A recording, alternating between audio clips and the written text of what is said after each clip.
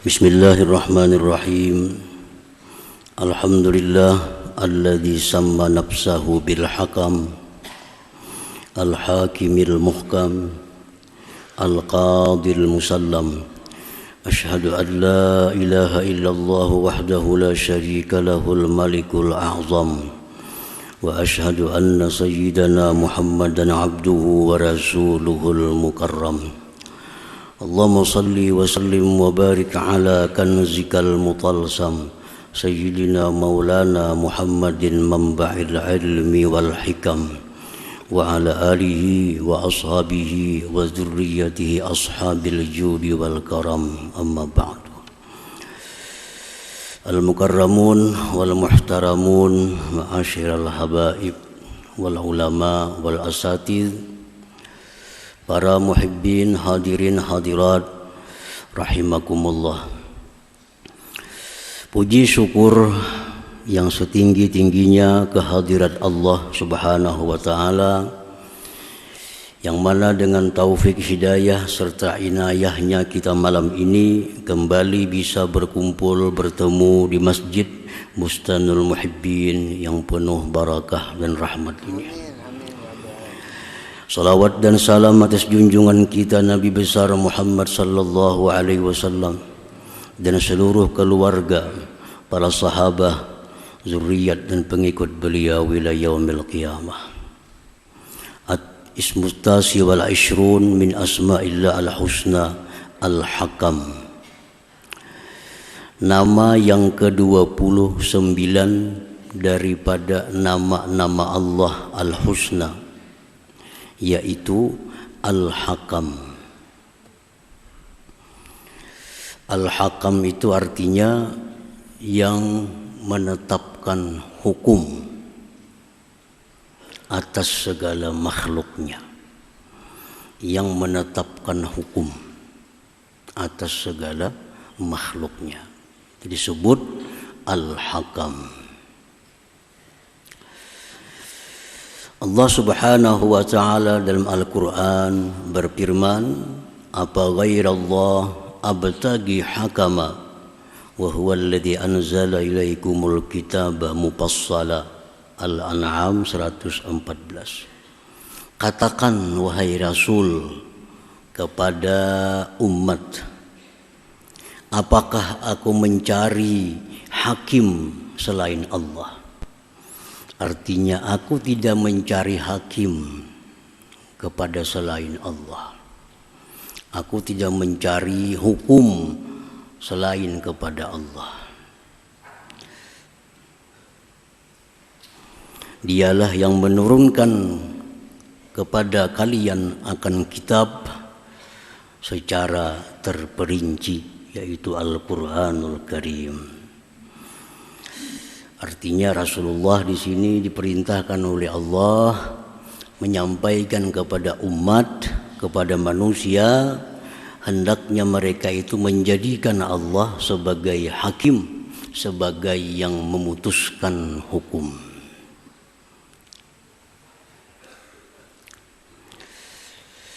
Wa qala ta'ala, dan firman Allah, wa man ahsanu minallahi hukma liqaumi yuqinun.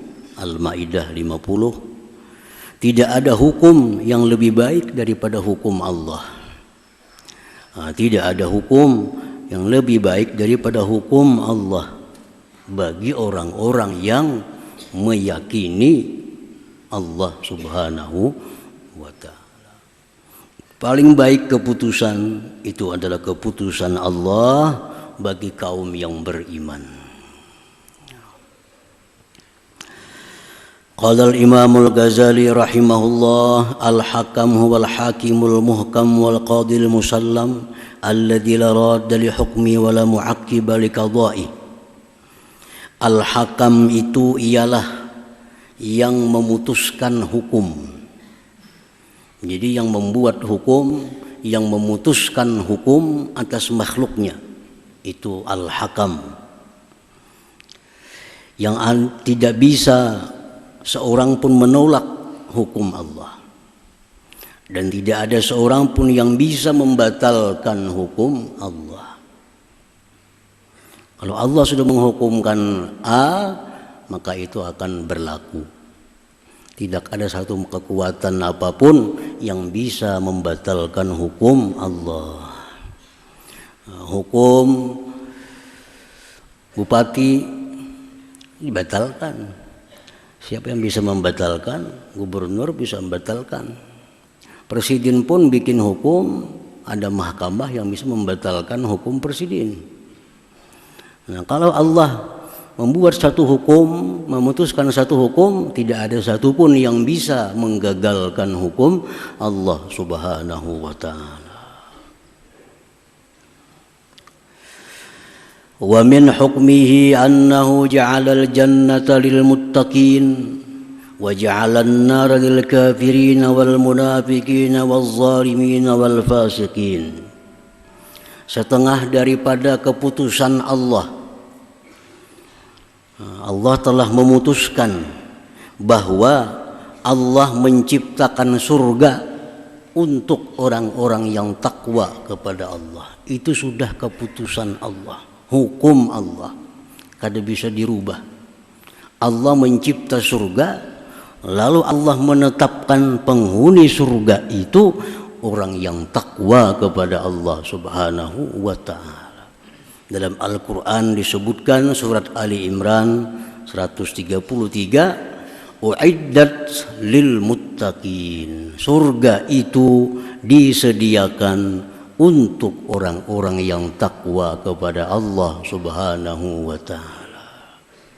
Yang kada takwa kada akan bakal masuk surga. Siapapun kada akan bisa masuk surga kalau kada takwa kepada Allah Subhanahu wa ta'ala. Karena itu sudah keputusan Allah. Orang yang di luar dari golongan muttaqin kada akan bisa menempati surganya Allah Subhanahu wa ta'ala. Orang yang takwa orang yang menjunjung perintah Allah, orang yang menjauhi larangannya. Nah, apabila kita selalu melaksanakan yang disuruh Allah, meninggalkan yang dilarang Allah, kita disebut muttaqin, orang takwa. Nah, sehingga bisalah kita berharap kepada Allah untuk dimasukkan ke surganya. Kalau kita belum jadi orang takwa, nah kada bisa kita mengharap masuk surga, karena Allah sudah menghukumkan, Allah sudah memutuskan surga itu hanya dimasuki oleh orang yang takwa kepada Allah Subhanahu wa ta'ala. Allah menetapkan bahwa neraka itu untuk orang-orang kafir. Itu ketetapan Allah. Wan naru maswan lahum. Surat Muhammad ayat 12. Neraka itu ditetapkan Allah untuk orang yang kafir. Baik kafir dia menyembah berhala atau dia kafir menyekutukan Allah Subhanahu wa ta'ala. Allah Tuhan, berhala Tuhan. Allah Tuhan, bulan Tuhan. Atau orang yang sama sekali tidak mengakui Allah, ya kafir juga. Nah, itu ditetapkan oleh Allah tempatnya di neraka. Orang-orang munafik, innal munafiqina fid darkil asfal min jahannam. Orang munafik itu ditetapkan Allah menempati neraka yang paling bawah. Munafik yang dimaksud di sini orang yang mengucapkan 2 kalimat syahadat tapi hati kada mempercayai, supaya dianggap orang muslim. Nah, supaya dianggap orang muslim, dia mengucap 2 kalimat syahadat, hatinya kada percaya. Itu munafik ini ditetapkan oleh Allah menjadi penghuni neraka yang paling bawah.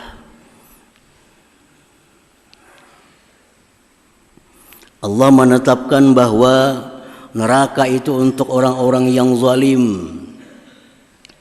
Dalam Al-Quran difirmankan oleh Allah, inna a'tadna liz-zalimina nara. Kami telah menyiapkan untuk orang-orang yang zalim neraka. orang yang zalim. Ketetapan Allah, orang zalim itu di neraka. Orang-orang fasik, wa ammal ladzina fasaqu fa ma'wahumun nar. Wa ammal ladzina fasaqu, orang-orang yang fasik, fa ma'wahumun nar, tempat mereka itu neraka. Nah, fasik artinya apa? Orang yang melakukan satu dosa besar dan kada tobat kepada Allah disebut fasik. Kalau dia mati, tempatnya di neraka. Orang yang melakukan satu dosa besar kada saling tobatan sampai mati, ngarannya fasik. Nah, ini wa ammal ladzina fasaqu, adapun orang yang fasik, fama'wahumun nar, maka ditetapkan Allah tempatnya adalah neraka. Atau orang yang banyak berbuat dosa-dosa kecil,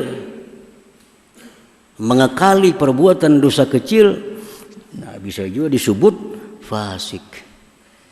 Ini orang Islam fasik ini. Jadi orang zalim bisa orang Islam, dia zalim. Baik zalimnya kepada Allah, zalim kepada Allah, menghinakan Allah, mengeritik Allah. Nah, mengeritik Allah. Kenapa Allah macam ini? Nah, itu zalim sudah. Mengeritik kepada Allah. Atau mengeritik Rasulullah sallallahu alaihi wasallam. Sudah zalim. Zalim kepada kaum muslimin, menggibah mereka, memfitnah mereka, mengadu domba mereka, mengambil harta mereka, membunuh, memukul mereka. Zalim. Kada tobat mati. Nah, ini dijanjikan Allah, inna a'tadna lizzalimina nara, dalam surat Kahfi ayat 92. Allah menetapkan orang yang zalim itu disediakan Allah neraka. Para muhibbin rahimakum, itu hukum Allah sudah. Dan itu pasti jalan.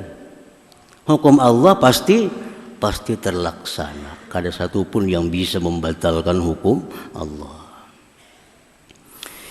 Wa min hukmihi fil miras, setengah daripada keputusan Allah tentang waris mewaris, fil aulad pada anak, lidzakari mithlu hazzil unthayain, walil binti an-nisfu walil bintain fa aktsar as-sulusani.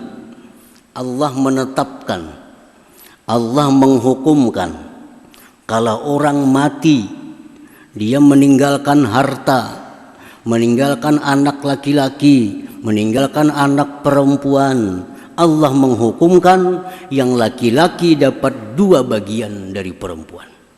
Itu ketetapan dari Allah, kada bisa diganggu gugat oleh siapapun. Jadi kalau orang ini mati meninggalkan uang duit 1.500.000, anaknya ada 1 laki 1 perempuan, yang laki dapat 1 juta, yang perempuan 500. Itu hukum Allah. Jadi Allah sudah membuat hukum tentang waris mewaris. Bapak mayit dapat sekian, ibu kandung mayit dapat 1/6, kadang-kadang bisa dapat 1/3. Kalau anaknya kada ada laki-laki, binian aja, kalau 1 orang separuh, 2 orang lebih 2/3. Itu sudah hukum Allah, kada bisa dirumbak-rumbak lagi. Nah, bagaimana kalau orang ini waris, dia bersepakat bahwa bagi rata, kada usah makai hukum Allah. Nah, bagi rata aja dah kita kayak apa? Nah, laki-laki dapat 1 juga, bini-bini 1 juga, kada usah laki-laki dapat 2 bagian, sama akan sudah rata.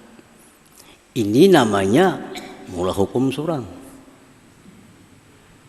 Mula hukum seorang. Apakah itu boleh? Para ulama menjelaskan boleh dengan beberapa syarat. 1 syaratnya, tetap mengakui bahwa hukum Allah itu yang terbaik. Tetap mengakui bahwa hukum Allah yang terbaik dalam hal membagi harta waris. Jangan menganggap kasihan ini baik kita bagi rata. Jangan. Yang paling baik itu hukum Allah.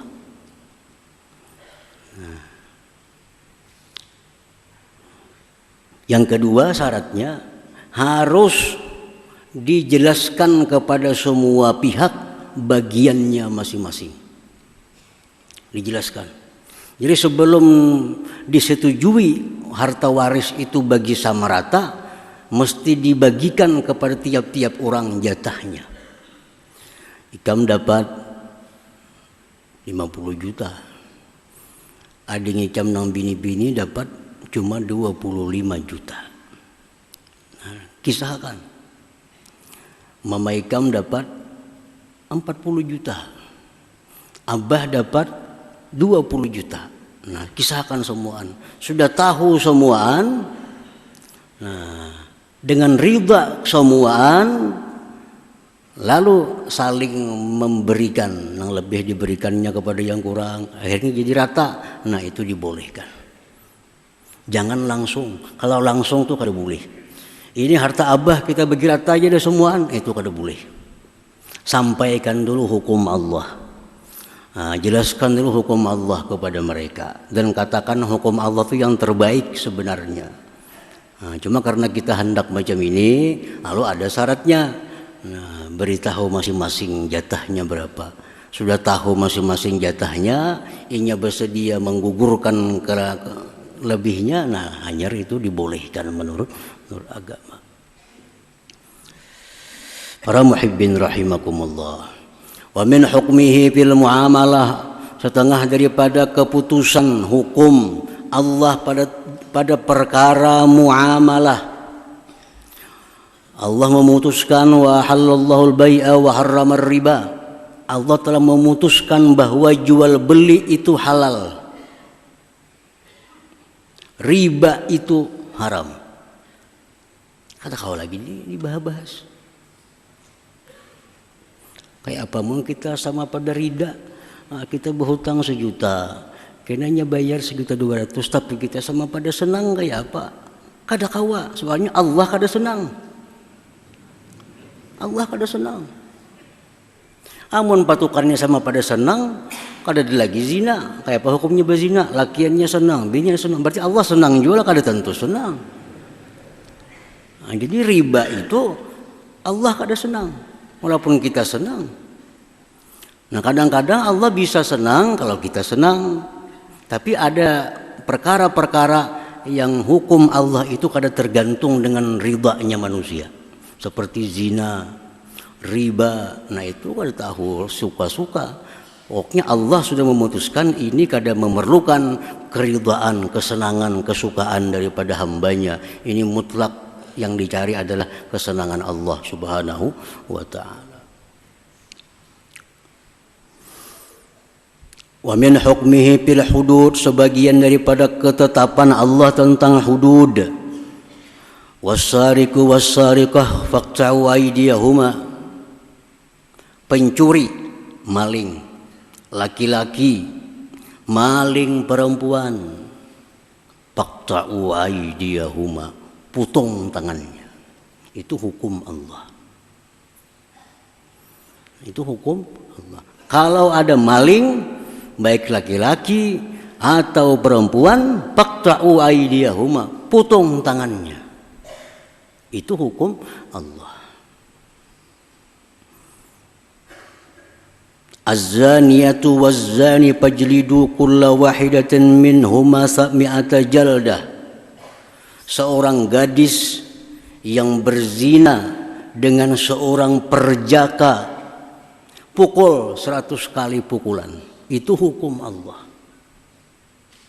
Kalau kada dilaksanakan hukum Allah, di akhirat kada akan selesai. Orang mencuri dihukum penjara 2 bulan. Di akhirat tetap dia masuk neraka. Kenapa? Karena hukum 2 bulan itu bukan hukum Allah. Bukan hukum Allah. Nah, orang yang melakukan zina hukum Allah, kalau yang berzina itu gadis dan perjaka pukul 100 kali. Ada orang berzina hukumannya penjara 2 bulan 3 bulan, di akhirat tetap dia akan dihukum Allah dengan neraka, karena hukum buatan manusia kada punya arti di sisi Allah Subhanahu wa ta'ala, ada gunanya. Wa min hukmihi fil jinayah wa katabna alaihim fiha anna an-nafsa bin nafsi wal aina bil aini wal anfa bil anfi wal udhuna bil udhun was sinna bis sin. Allah telah memutuskan, menghukumkan bahwa diri dibalas diri.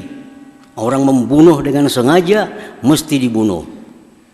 Orang yang mencungkil mata saudaranya dicungkil matanya. Orang yang memotong telinga saudaranya, potong telinganya. Orang yang merusak gigi saudaranya, rusak juga giginya. Itu hukum Allah.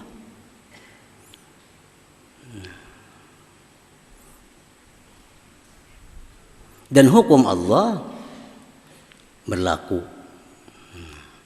Kalau dalam dunia kada diberlakukan, di akhirat akan dibalas oleh Allah Subhanahu wa ta'ala. Nah, para muhibbin rahimakumullah, jadi kita percaya bahwa sebagian di antara nama-nama Allah yang 99 itu ada nama Al-Hakam, artinya yang maha menetapkan hukum atas segala makhluknya. Al-mu'min bismillahil hakam, orang yang beriman dengan nama Allah Al-Hakam. Kita sudah beriman, kita percaya nama Allah itu ada Al-Hakam, kita percaya. Nah, kalau kita sudah percaya bahwa Allah itu namanya Al-Hakam, ayya'taqida anna hukmallah ahsanul ahkam. Kita mesti meyakini di dalam hati bahwa hukum Allah itu sebaik-baik hukum. Keputusan Allah itu sebaik-baik keputusan. Wa hukmahu a'lal ahkam, hukum Allah itu di atas segala hukum. Ada hukum Allah, ada hukum akal, ada hukum adat, ada hukum pemerintah. Pemerintah bulah hukum, adat bulah hukum, akal bulah hukum. Nah, ketiga-tiga hukum ini mesti di bawah daripada hukum Allah.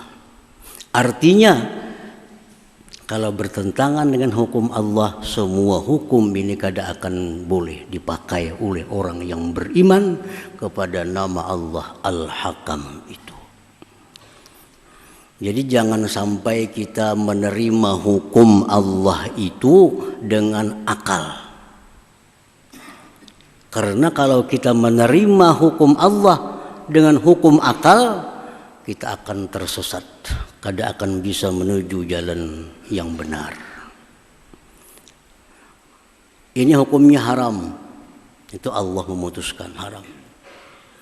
Bahasa kada masuk akal itu, jangan dipakai akal di situ. Akal itu olahan Allah, jangan sampai bisa mengalahkan hukum Allah. Nah, jadi hukum Allah jangan dicerna dengan akal, tapi cerna dengan iman. Banyak hukum Allah yang di luar akal kita. Nah, jadi kalau ada hukum akal bertentangan dengan hukum Allah, buang hukum akal, pakai hukum Allah. Kalau ada hukum adat bertentangan dengan hukum Allah, buang hukum adat. Kalau ada hukum pemerintah bertentangan dengan hukum Allah, jangan pakai hukum pemerintah. Kalau kita beriman dengan nama Allah Al-Hakam itu. Kalau hukum pemerintah kada bertentangan dengan hukum Allah, kada jadi masalah. Hukum adat kada bertentangan dengan hukum Allah, kada jadi soal. Tapi kalau bertentangan, harus memilih. Kita memilih hukum Allah Subhanahu wa ta'ala. Para muhibbin rahimakumullah. Allah menghukumkan. Hukum Allah itu bisa Quran, bisa hadis-hadis sahih atau hasan, hukum Allah. Bisa pula hukum Allah itu kesepakatan seluruh ulama, disebut hukum Allah. Di Quran kadada hukumnya, di hadis kadada hukumnya. Sepakat ulama itu haram, itu hukum Allah. Itu hukum Allah. Nah, contohnya kalau anjing, misal batis anjing. Batis anjing ini atau kulit anjing tersentuh awak kita, atau batis anjing menjajak pelatar kita, salah satunya basah. Hukum Allah dibasuh itu 7 kali, salah satunya dengan tanah bercampur. Akal sampai sekarang kada bisa menerima itu. Akal kada bisa menerima. Kenapa anjing? Apa salahnya anjing? Kalau kambing menjajak, kenapa kada disoalkan? Ayam menjajak, anjing menjajak harus basuh. Basuhnya pun kada gampang-gampang. Pertama banyu campur tanah, kubui. Hanyar itu 6 kali banyu biasa, kubui, hanyar suci. Nah kalau kita menggunakan akal itu kada masuk akal. Nah, di luar daripada akal kita. Tapi kita beriman bahwa hukum Allah itu a'lal ahkam, paling tinggi dari segala hukum-hukum yang ada. Kesampingkan hukum lain bila sudah bertentangan dengan hukum Allah Subhanahu wa ta'ala.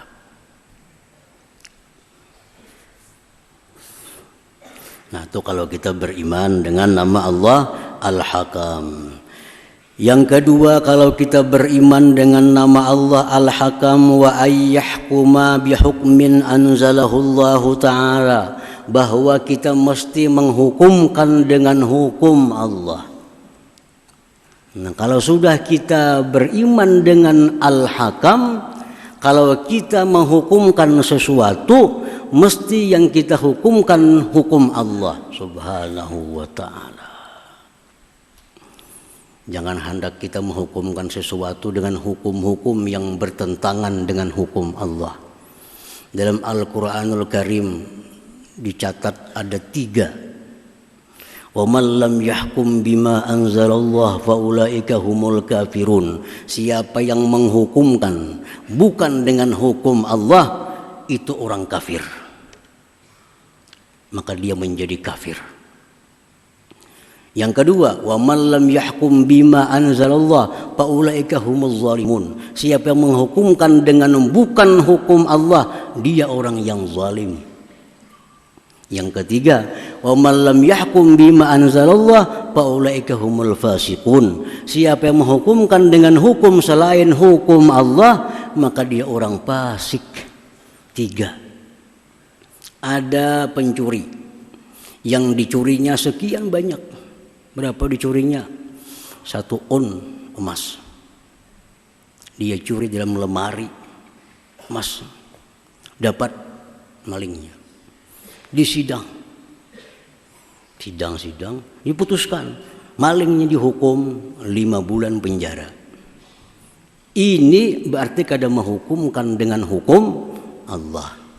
Bisa kafir ini orang, bisa zalim ini orang, bisa fasik.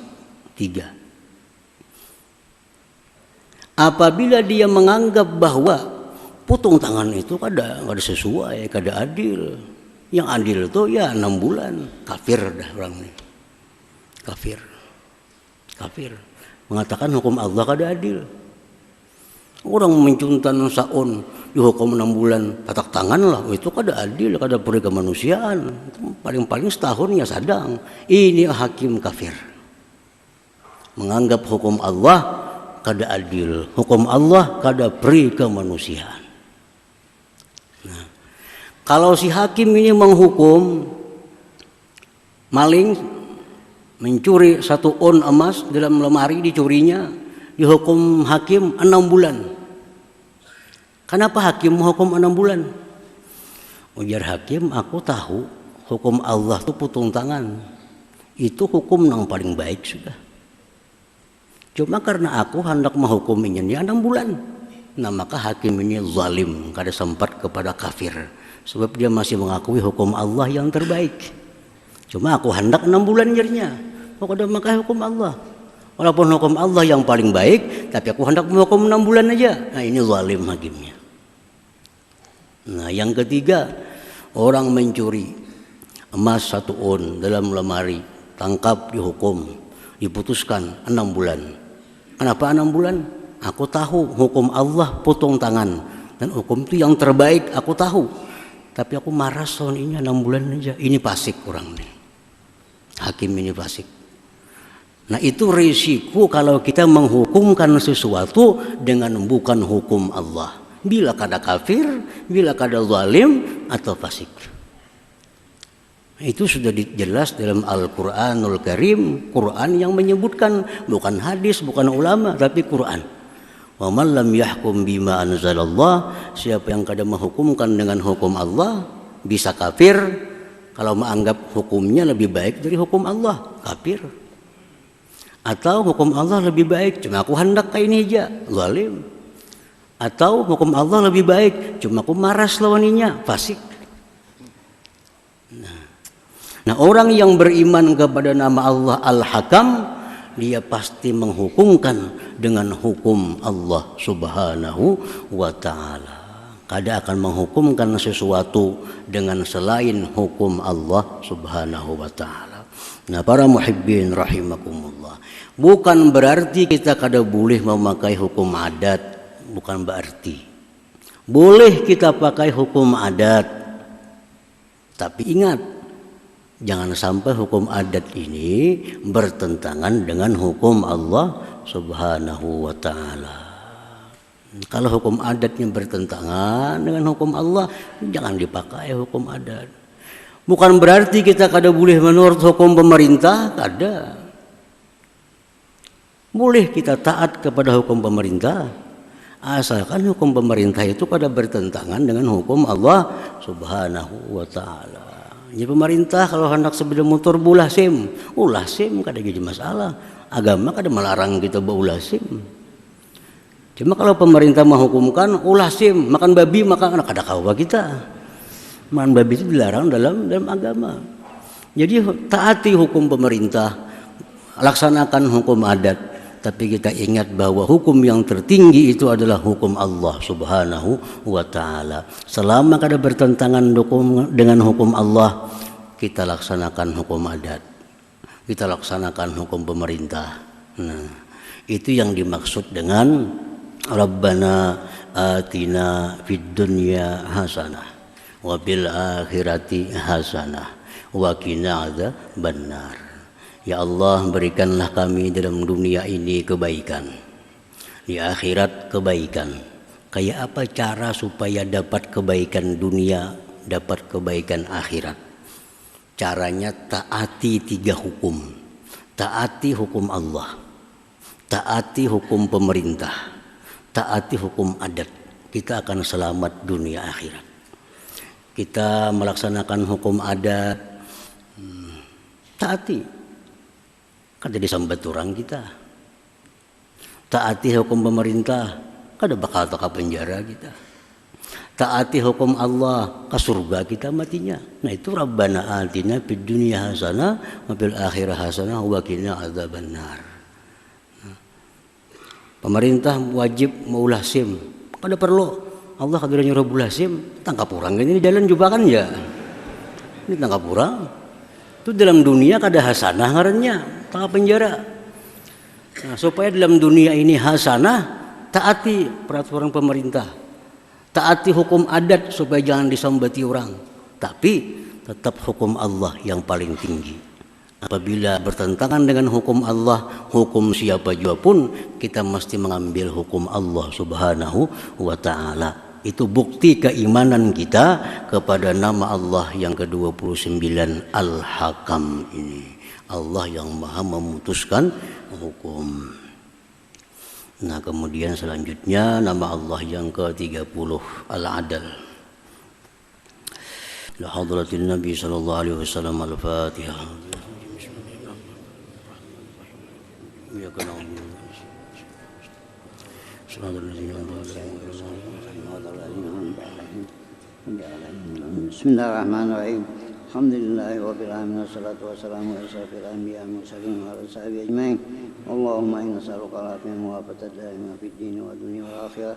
اللهم صل على سيدنا محمد صلاة تنجينا بها من جميع الأهوال والآفات، تقضي لنا بها من جميع الحاجات، وتخرجنا من جميع السيئات، وترفعنا بها على الدرجات، وتبلغنا بها صالحا بخير في الحياة وبعد الممات.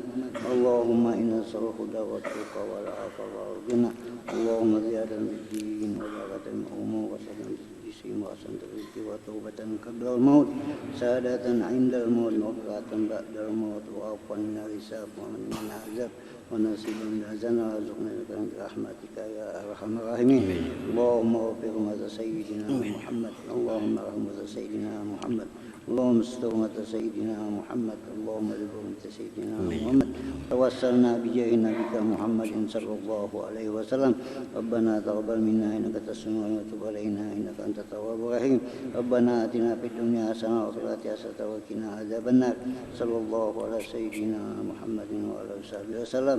الحمد لله رب العالمين. يا يرجون منه شفاعة صلوا عليه وسلموا تسليما. اللهم صل وسلم